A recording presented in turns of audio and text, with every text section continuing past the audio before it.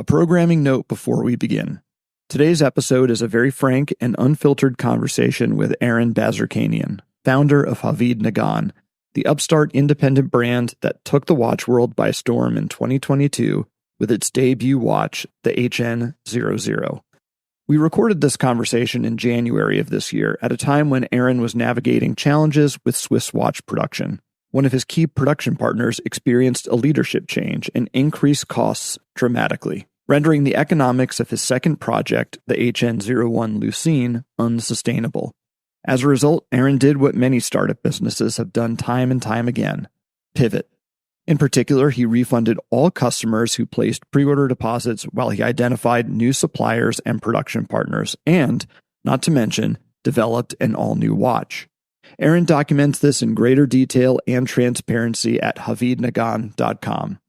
As Aren navigated this uncertainty, Asher and I debated whether to air this episode at all. However, now that Aren has set Havid Nagan on fresh footing, we all agree, including Aren, this conversation sheds greater light on and insight into the realities his business had to navigate and the principles he used to do so. So, without any further ado, let's run that music. Welcome to Open Work, a look inside the watch industry, a podcast from Collective Horology. I'm Gabe Riley, co-founder of Collective. And I'm Asher Rapkin, co-founder of Collective. In this episode, we're looking at what it takes to start a watch brand. We're going to talk to a friend and colleague who, just like we did with Collective, bootstrapped his own watch business, in this case, an independent watch brand. Starting a business in any industry is challenging, to say the least, but the capital-intensive nature of watchmaking and the insular realities of the luxury industry make for some unique hurdles. Our guest today is Aren Bazerkanian, founder and CEO of Havid Nagan Watches. Aren's career started in real estate, where he worked for the agency and Keller Williams here in the LA area before moving into the watch industry in 2019, when he served as the director of operations at the Los Angeles F.P. Journe boutique. In April 2022, Aren took the plunge and went full-time, launching the HN01, his first watch, to a warm welcome from collectors. Aren, welcome to the podcast. Thanks for having me, gentlemen. I appreciate it. Great to have you, man. We love your watches. They are objectively stunning. And for those who are unfamiliar, as you listen along, we encourage you to visit Havid Nagan to check them out for yourself. We want to dive right in here. You launched Havid Nagan's first watch only a little while after leaving your full-time job at F.P. Journe. What was it like to develop your own watch while still working for, I suppose, what you could consider a competitor? So, yes, I mean, I was developing the model line, and I it's sort of like a topside view of the brand and what it would mean, and all of the assets, and what the whole brand's theme would be, just kind of like an overarching narrative, I guess, surrounding the brand. Actually, before I joined F.P. Journe. So I remember the first day I sat down with Laurent, who, Asher, and I immediately was already so in love with the brand and just the magic of being in a place like that. Because I always liken, my time at Journe was kind of like, it was my first experience in the watch industry. So I liken it to someone graduating in finance and getting into Goldman Sachs. So that's kind of like the analogy that I use when telling people that aren't so familiar with F.P. Journe, outside of the watch world. So I told him the first day, like, the only time I will leave this place is when the time comes for me to go do my own thing, like launch my own brand. And he was very understanding of that. So it wasn't like this, oh, I'm working on a secret idea, I hope nobody finds out. It wasn't like that at all. When I was about, I want to say 2.5 years in, I let Laurent know, like, hey, I'm going to do this. There was a very respectful kind of understanding of, hey, look, I don't talk about this when I'm clocked in at Journe, so to speak. I don't try to sell it to anyone. That's not what I'm trying to do here. So they were very understanding. And obviously that's a huge blessing because, it's kind of a reality. Like, if someone finds out you're creating a watch brand while working at another watch brand, they're like, get the hell out of here. Like, what are you doing here? So yeah, it kind of speaks to their character, I suppose you can say. In terms of designing the watches themselves, obviously you're in this place where the context is only F.P. Journe. And, obviously there's people coming in with different types of watches, and you're seeing so many different types of watches, especially at the high end, because obviously, they're in there looking at, what some would argue is the pinnacle of watchmaking. And they're bringing in these grand complications from Patek and Vacheron and, some Resheps and Philippe Dufour and all these things. So you're seeing really the creme de la creme of watchmaking. So it was kind of, in terms of FP Journe itself, I really delved into what was inspiring this guy to do what he was doing. So if you look at his designs and, what he did early on, it's very Breguet. Even the lesser recognized automatic lune with this, the central dial, it's not the off-centered thing that everybody associates with FP Journe. You look at that and you're like, dude, I see Breguet here. It's not a very hard thing to kind of dig into. Off-centered indications, it's very much, that design language. So I kind of fell in love with Breguet, and I hadn't even looked into Breguet before my time at FP Journe because it was just this, the brand is where it is, and it has been for I don't know how long. It wasn't something that overly sparked my interest. So I wanted to see and understand, okay, if the greatest guy is using Breguet as a reference for design language and, best practices, I suppose you can say, where do I find my own inspiration? So in the later designs that people will see as I release different types of complications and, more of the intricate, complicated stuff, you will 100% see influence from Breguet.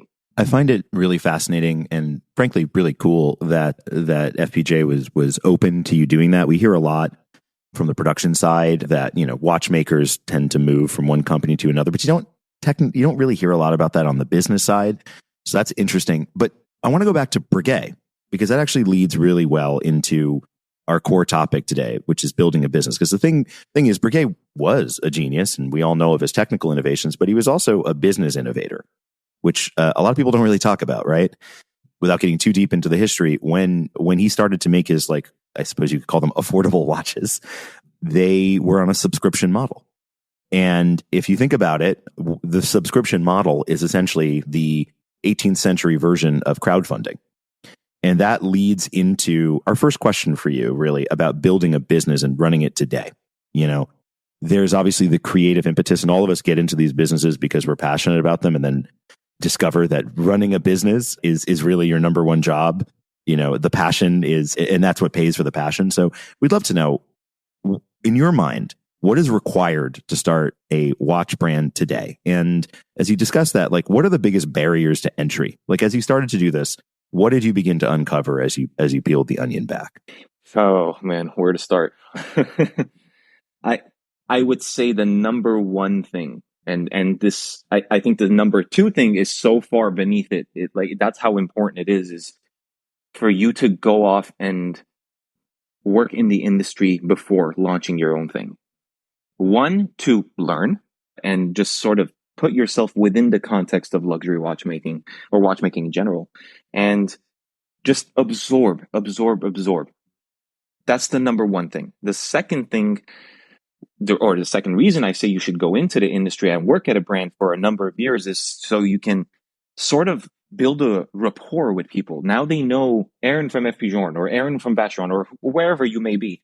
They trust you. There's that relationship that you're building where, let's say 3, 4, 5 years down the line, let's say you're going to launch your own brand. People aren't so like, who the hell is this guy? I'm not going to give this guy money for a no-name brand.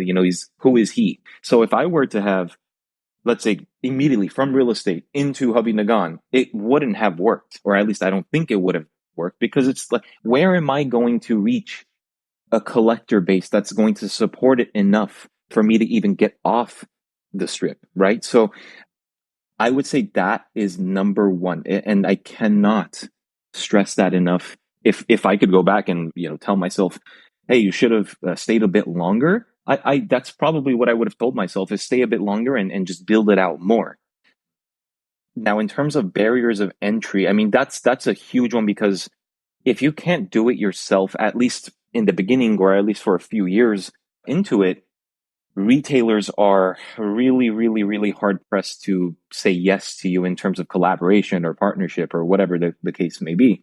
So building out a retailer network is equally as hard, if not harder. So the industry, in terms of how it's run and how these big brands are, or sold at these big retailer names, when you're having conversations with retailers and you're talking about margins and, just the business end of it, it starts getting, I like to call it, above the shoulders. It's not really fun. It's not really the fun aspect of what you're doing. I want to do is just sit at my desk and just draw out designs and come up with these cool ideas, things that I love. And hopefully I have the partners that can bring it to life. And, hopefully I can convince enough people to say, hey, this kid is doing something really cool. So I would say the barriers to entry are, one, finding collectors that believe in what you're doing and are willing to, support you or, collect what you're putting out. And two, in the grander scheme of things, in terms of expanding your retailer network or expanding it to different geographic locations, is the retailer issue. And it is an issue, because my context from FP Journe was, okay, I joined in 2019. They had all of the retailers out there at the time, and there were 50, 60 watches in the safe at any given moment. And it saw that crazy rise. And I was still there when Pierre had to make those calls to the domestic retailers and say, hey guys, sorry, but we're pulling into ourselves essentially, and we're not going to need the retailer network, at least domestically speaking. So I saw that. I was like, in the beginning, I was like, oh, I don't need anyone. I'll just go off and do this myself. And Instagram is there, and I'll build up a newsletter email campaign, mission that I was on, and that'll be it. But the reality is, okay, well, I sold 115 of the HN00s, which is amazing to me. And, I'm proud of what I was able to do.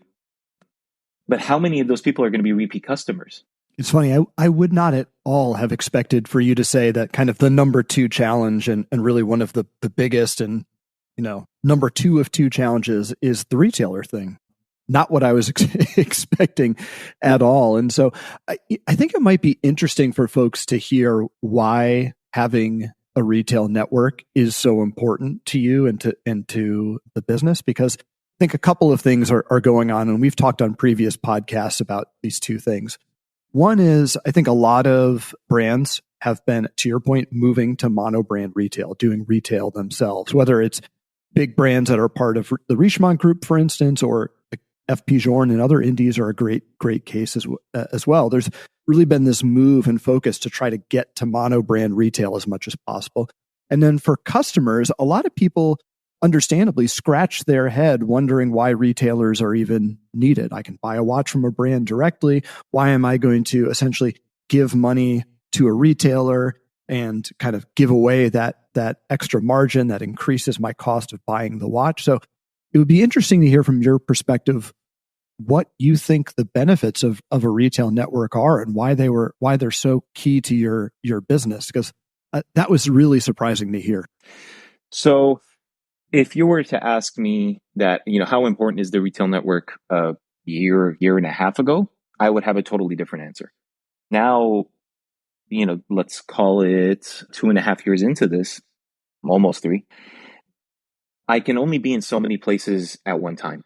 And the fact that I have a 5-month-old at home now, and, my wife does an incredible amount of work, just being with the baby and giving me the time that I need to work on the business and all that, it's still not enough. I mean, you guys can understand that it's not feasible for me to, okay, well, you can buy my watches directly from me. I don't need anybody else.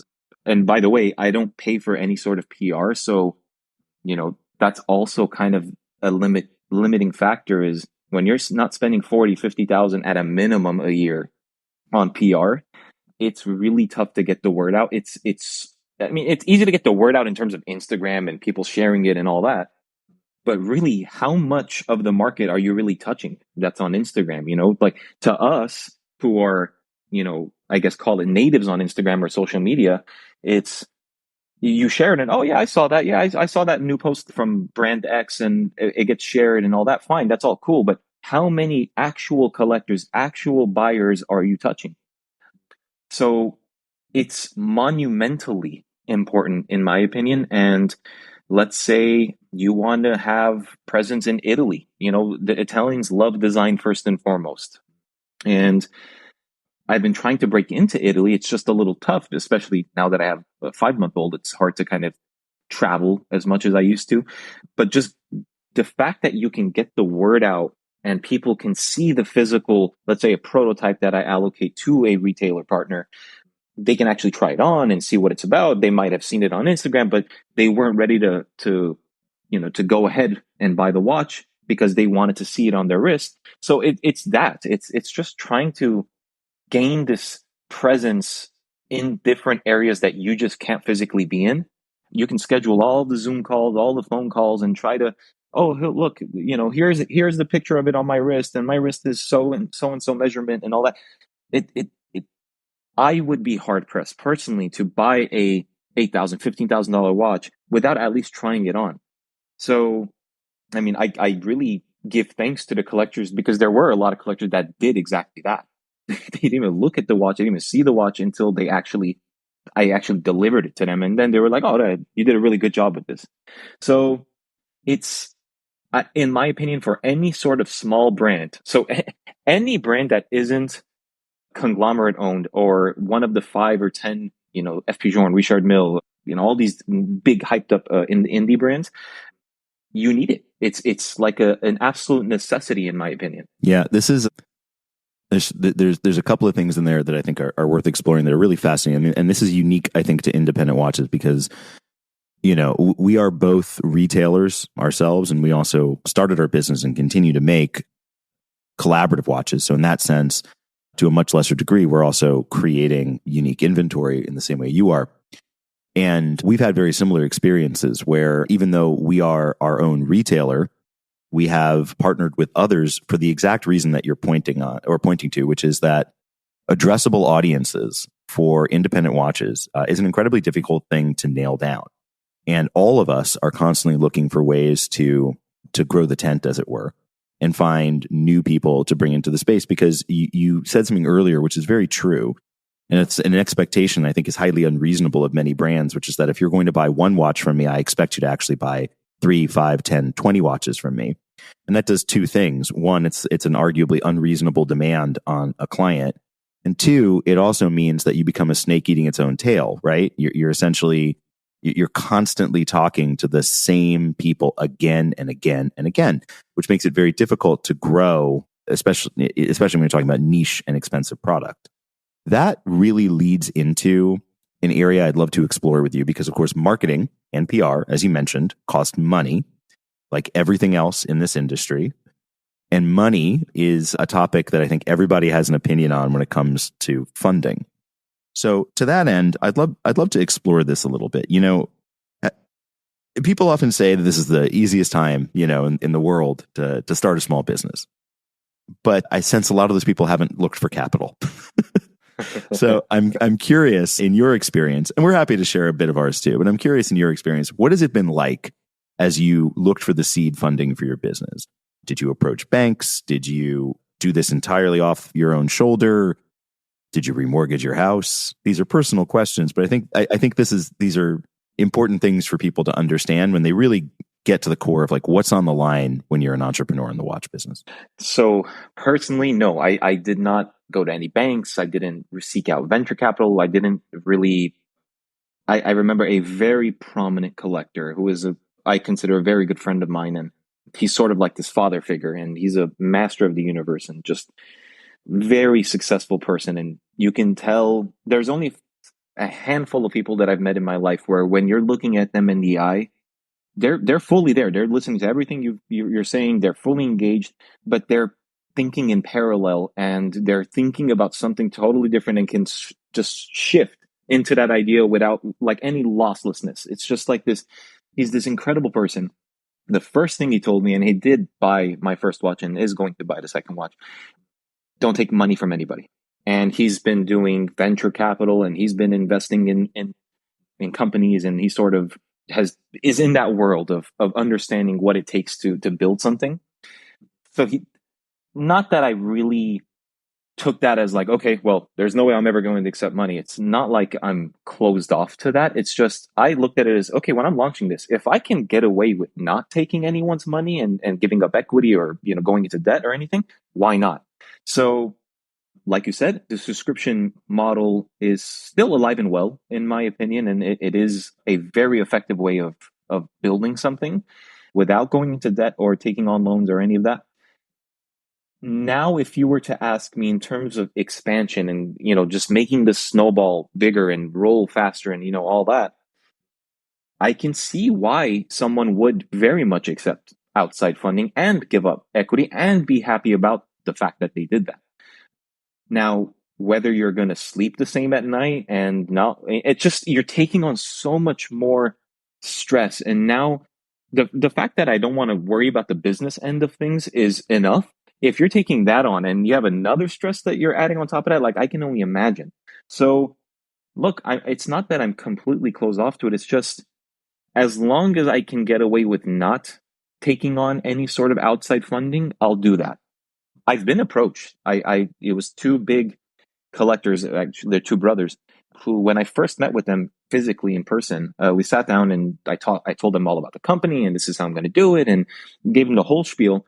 And 2 days later, they were like, Aaron, we'd like to give you considerable amount of money. But at the same time, you hear that number and you're like, oh my God, like that's amazing. I can build this thing out like just infinitely. To me, that money was life-changing and is life-changing still.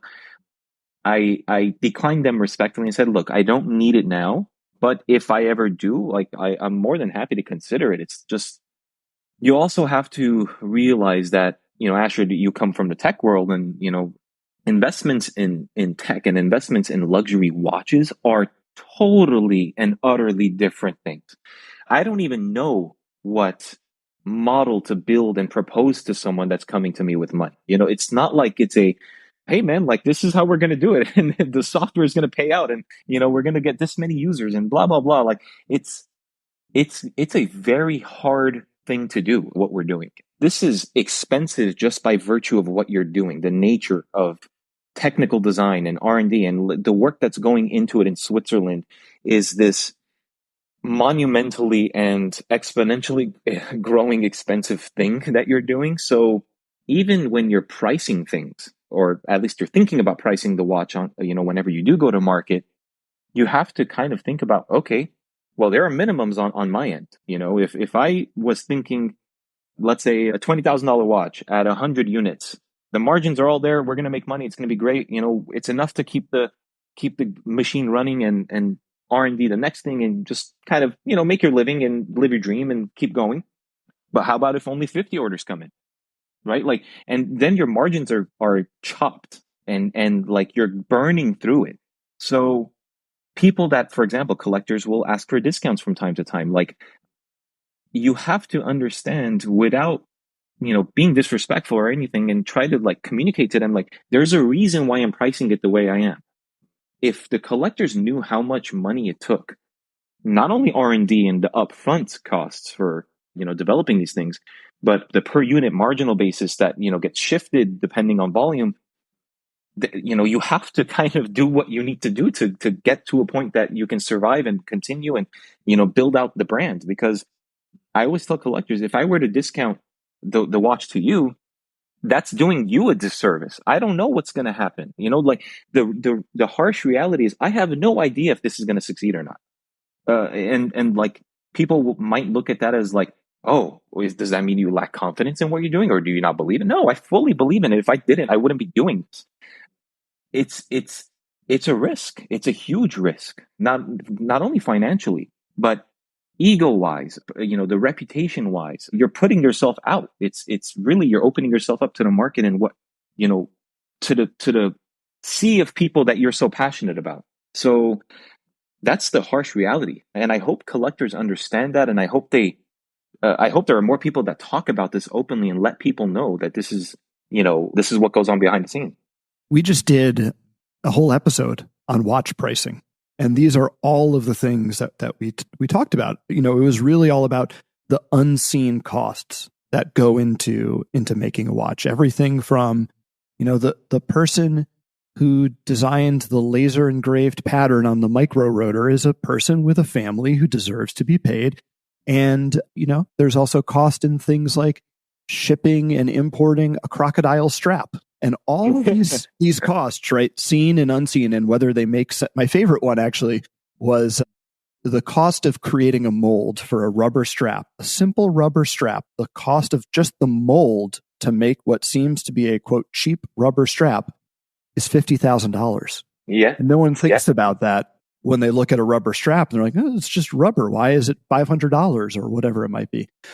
So that really resonates. Your whole experience around funding and figuring that out really resonates. I think we could just do an entire episode on how to fund a watch business. Right. And maybe we should. Our experience doing it was quite similar, but we can do it. We can do it live from my therapist's office. Yeah, no kidding. I want to move into what you were just talking about, though, which was this notion that, okay, you figured out your funding model, and you have all of these unseen costs that go into designing and manufacturing and selling a watch. You figured out what you want to do. Now, presumably, you have to go find the vendors and the suppliers and the production partners in Switzerland to go do it. And I think what's so interesting about you and where you're coming from, in some sense, you came from, quote, within the watch industry, given your experience working at Shorn, but really, you're an outsider. You made a big career change to move into the watch industry, and you're from the United States. You're not someone who came up within the Swiss watch industry in Switzerland with knowledge of all the details of how production and design and development work. And you weren't a watchmaker at Jorn who decided you're going to strike out on your own, and you had all the inner workings and a playbook to do it. You approached making your own watches as an outsider, and I'm kind of curious. You figured out what your vision was. You figured out what you wanted to make. And then presumably you had to go out there and find the suppliers and the partners to build this with you. Can you walk us through like what that was like and what you had to do to actually make a watch? So funny enough, I will say that finding the suppliers and the partners is you should be doing that simultaneously while you're designing and developing the brand.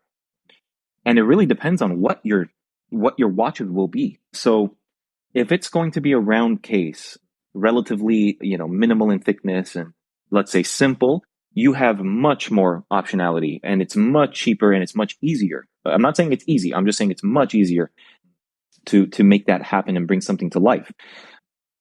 I, in the beginning, just Googled, to be completely and utterly honest with you. So I would Google third-party Swiss movement manufacturers. Now, there was a lot of, I don't want to say, for lack of a better word, fluff out there in terms of, hey, we're Swiss makers, but we're based in Philippines. And it's just like, why? Why are you based in the Philippines if you're Swiss watch manufacturers? So kind of had to go through all that. And then I eventually landed on this page for some reason on Google that had an Excel sheet with each and every, or I don't know about each and every single supplier, but hand makers, screw makers, dial makers, sapphire makers. I mean, whatever you can think of in Switzerland that, let's say, would go into making a watch. I found this Excel sheet. I'm like, wow, this is kind of cool. Like, this is a directory. And Schwartz Etienne was on there. I was like, so I would go through that list, click on the websites, and it would take me, and I would kind of take a look and see, okay, is this something that would work for the design and the idea that I had in mind? I just sent an email to Schwartz Etienne, and Mauro, who was the former CEO, now he stepped down and it's a new leadership in there, was very, very welcoming. He wasn't like, who are you? Where do you come from? Any of that. It was just like, what's your idea? Tell us what it is. Let's see if we can work on it together. That happened.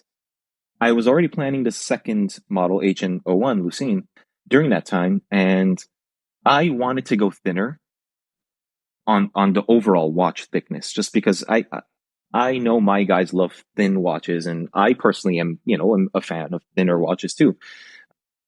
Schwartz Etienne's calibers can't go much thinner with the case that I have. Just by virtue of the design itself, it's not possible. So here's the long-winded story is that I had reached out to Chronode, who is that is headed by Jean-François Mojon, and I got no response for a year and a half.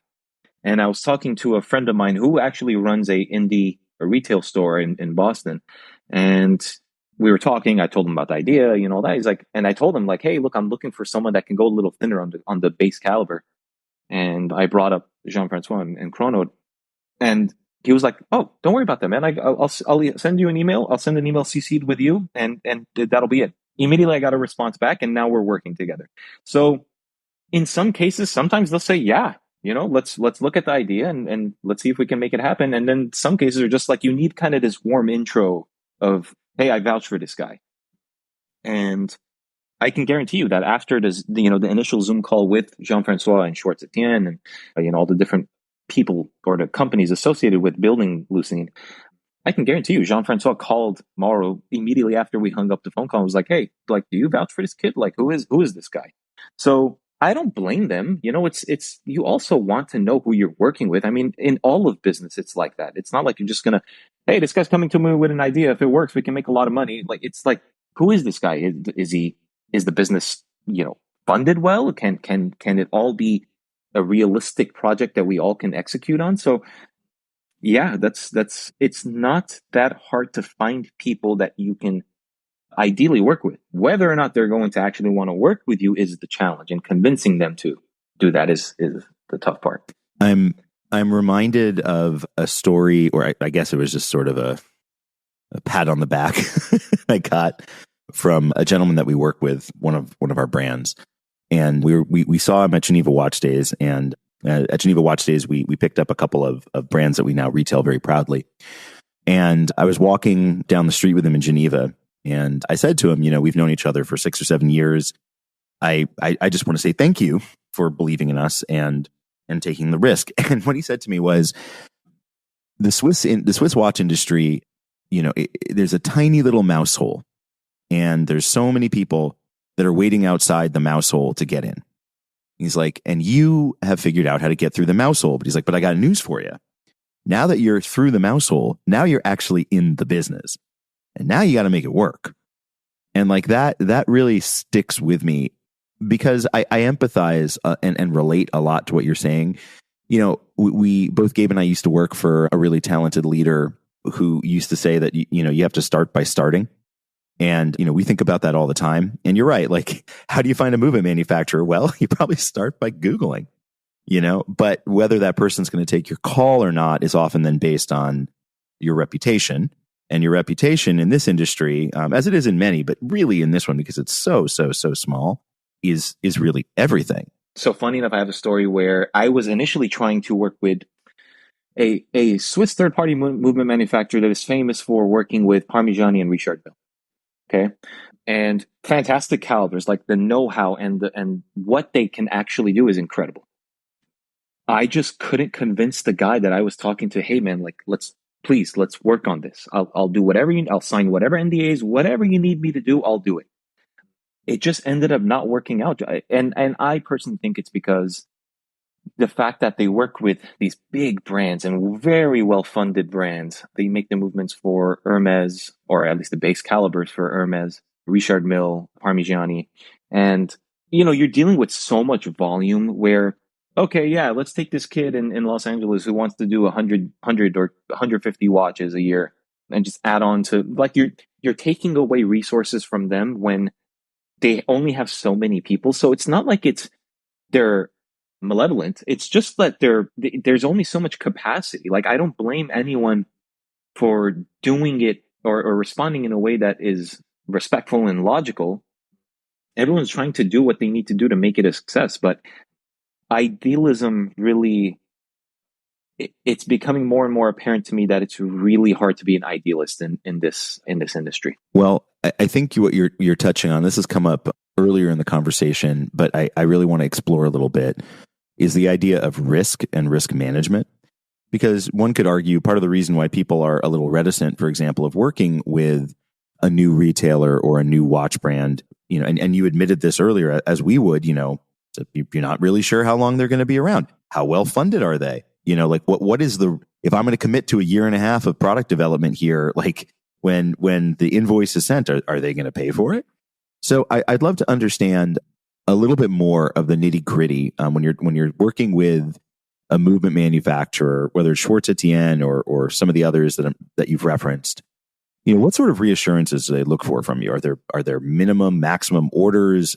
Are you signing in blood? Like, what is the expectation of a movement manufacturer, since from the moment of engagement to the moment of delivery is pretty long. And you referenced tech earlier. It's way longer often than like the delivery of a digital product.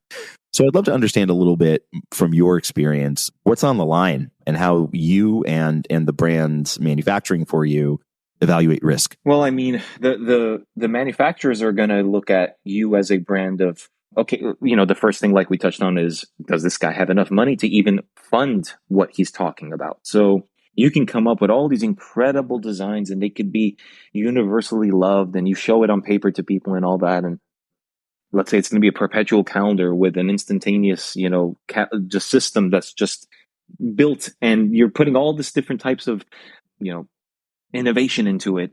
And this is the ideal thing that I want to create. But then you go to, let's say, for example, Chrono or Short Satian, and say, hey, this is how I want it to look. This is what I want it to do. And oh, by the way, also, I need it to be this thin. That takes a lot of money. And the manufacturers want to see, is this something that this company or this person that they're speaking to can even pay for? So it's not like they're asking you, hey, how much money do you have in the bank account? It's just more like, what have you done? And I told them, look, I sold 115 of the first one. We're okay. I'm pretty sure we can take on the second project. And, you kind of have pretty open and honest conversations with them, to be completely honest. What I found about the Swiss and what I respect about the Swiss is that they're very straightforward. Or I guess Swiss and French people, but, Swiss in particular. There's no real room for bullshit with these guys. They're very open with asking you direct questions. And I personally appreciate that. I don't like beating around the bush at all. And, so in terms of manufacturers, that's what they're looking for first and foremost.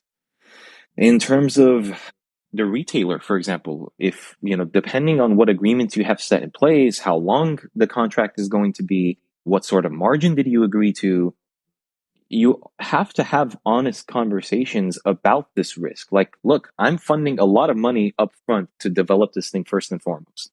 I believe in it.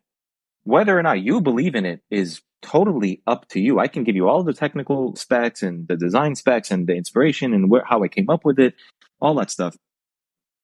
If they don't believe in it fully, then they're not going to take on the risk. It's just something that, and I personally wouldn't want them to. I don't want anybody, halfway into my brand. I want them to fully believe in what I'm doing so they can represent it in the correct way whenever they're on the retail floor and showing it to collectors. So showing watches and selling watches are two totally different things, so. Yes. Right. So I'm learning more about the business end of it. It's interesting. It's interesting to hear you say that, because there are a lot of different things that impact the financial reality of a brand at any given time. And to be completely candid with you, some of those are things that Gabe and I have learned really the hard way. Gabe and I talk a lot about. There is no easier way to learn that. No. And we've stepped on every rake that we can conceive of, and I'm sure there's miles of rakes around us as yet to be stepped on. And one of those things is that we are dealing with Swiss companies. Swiss companies operate in Swiss francs. Currency fluctuation is not an inconsiderate thing. And then, of course, there are the global realities of wars that break out, recessions in some countries, boom economies in others, that are very difficult to plan for, especially when you, like us, are a small business that, is doing its best to moderate risk, but also can't control the world. So speaking purely as a business owner, I'm curious to understand how, you weather some of those storms. I'll give you an example. One thing that Gabe and I have long since stopped doing is, if we do a collaboration, we don't think about the potential revenue on the entire collaboration, because that's magical thinking. We think about, what happens if none of these sell? What happens if 5 of these sell? What happens if 50, 75, or all of them sell? And then evaluating at that level to determine, is this project worth it? Is the amortized cost of investing in it the right idea? And then squaring that with exactly what you just brought up, which is the whole reason we're doing this is because we think that the watch is a beautiful thing and we want to build with that brand. We want to make something wonderful. But of course I can't eat a watch and I can't live inside a watch. So I have to, although I suddenly just thought of Pulp Fiction, of course, but that's a separate. So I suppose you can't eat a watch, but yeah, in all seriousness, like, I can't do those things. So I have to think rationally. So for you, what are the safeguards that you put in place at Havid Nagan, or that you have put in place now, maybe after being burned or learning a lesson, to ensure that you don't run into problems or that you aren't up against the wall when, war breaks out in Ukraine and suddenly there's a, significant issue? I personally, this year, I'm looking at it, it's an election year in America, and I already know it's kind of, for lack of a better word, going to be a shit show. And Lord knows what the reality is going to be and what we're going to deal with in the summer. But I am treating this year as kind of, let's take a step back and go on reserve mode. Like, let's be very careful with what's going on. As you guys know, and as well as, collectors and retailers and brands know, the market has shifted significantly. Some of the biggest collectors I know who have God's endless money are not buying right now. Like, they're just kind of put on hold and they're on reserve. Like, everyone's kind of just very quiet right now. That's how I can best describe it, is it's very quiet. I suppose what I personally look at in terms of, just kind of mitigating being up against the wall is just really expenditure. Like, just don't spend on what you don't need to spend on. Like, it's only the project itself. And marketing, like I said, I don't really try to spend on. The only marketing budget I've ever had was with Jean Rousseau when we did the video productions that we do with each release. That's it. I have not paid a single penny in marketing whatsoever. Now, the other side of that is a lot of these media outlets that ran, let's say, the debut for the HN00 did so wonderfully, and they did it, with open arms. Now it's getting hard for me to get an answer from them about running some sort of article or feature about the second watch. And I have my own thoughts about that, and it's a whole other topic. But the whole kind of industry is shifting in a way where you're kind of like, how the hell do I keep up with this? Like, it's a lot to take in. And you're kind of like, do I need to start spending on PR? Do I need to force my way into these media outlets? Like, do I have to give them a check? And has it become exclusively about everyone just making more money than they've ever made, just relative to what, the industry was 10 years ago? And it's not so much a free pass anymore in terms of like getting on Hodinkee or getting on the SJX or whoever.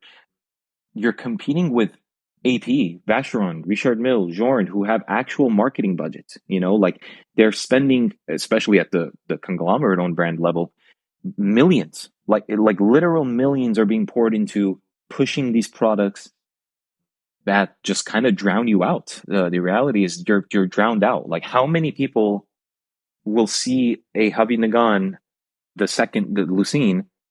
How many times are they going to see that before they've seen 50 other watches? I don't know how many more times than my watch. Now, does that really mean that they're going to pick the one thing over another? Not necessarily, in my opinion, but the chances of you capturing someone or someone's attention are really lessened, in my opinion, nowadays.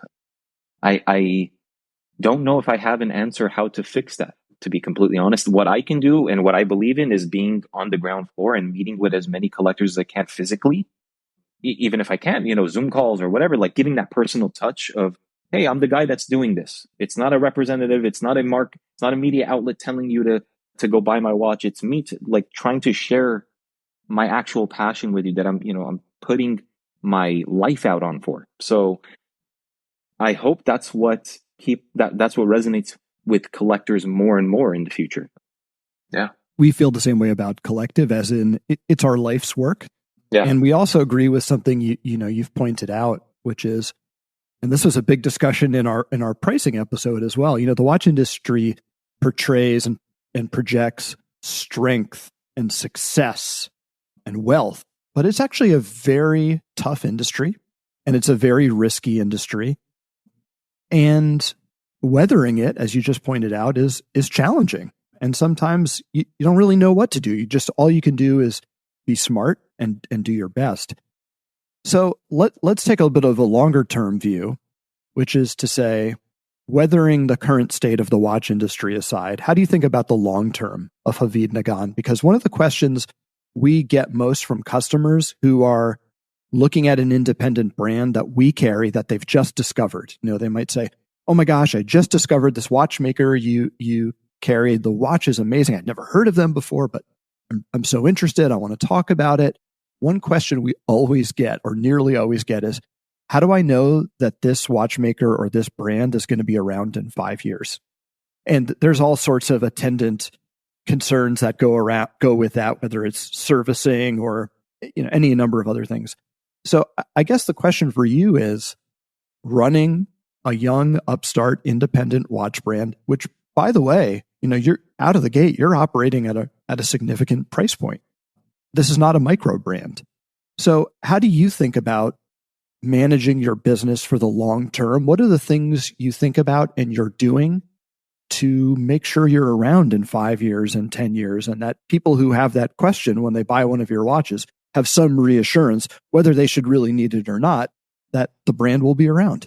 I'm going to put the ball in the court of the collectors, and hopefully when they've listened to this and they can kind of reach out to me and talk about it, is you don't know. You have no clue whether or not I'm going to be around, if FP Journ's going to be around once after Francois Paul's gone, whether Reshep continues to do what he does.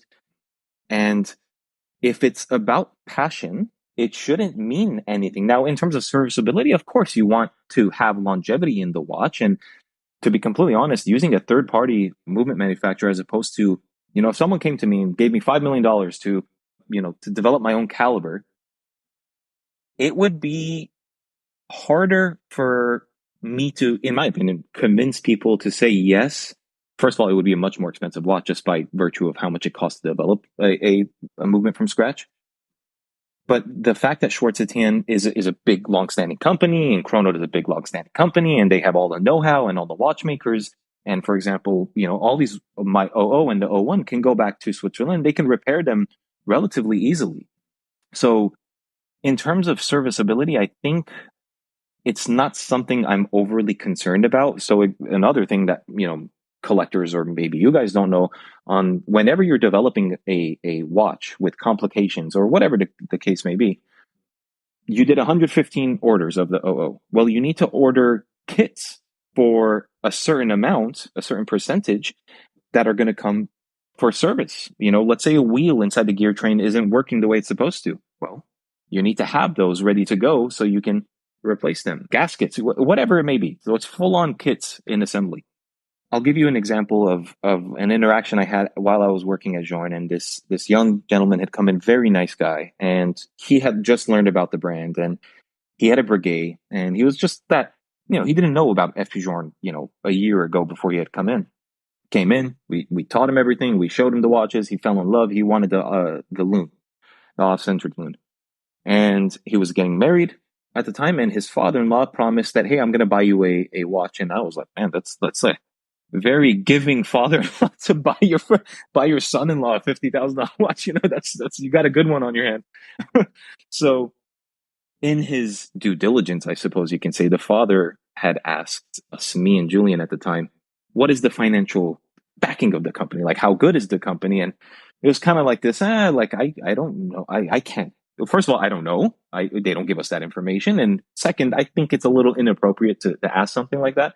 If you're passionate, if you really care about the design, you're in love with this thing, and relatively speaking, you've done a little bit of research into what it would take to service something like that, and it's feasible, it shouldn't matter. Like this, it shouldn't be, hey, I'm going to spend $15,000 with you, Aaron, but hopefully in 2 years, this thing's going for 20 or 25,000 and you've done your job. Like, I can't guarantee that. How can I guarantee that? How can I reach out into the market and give you this concrete answer? Like, yes, it's for sure going to be 20,000, 25,000, 2 years down the line, or 10 years down the line, or whatever. I mean, 10 years ago or however many years ago, nobody cared about FP Journe.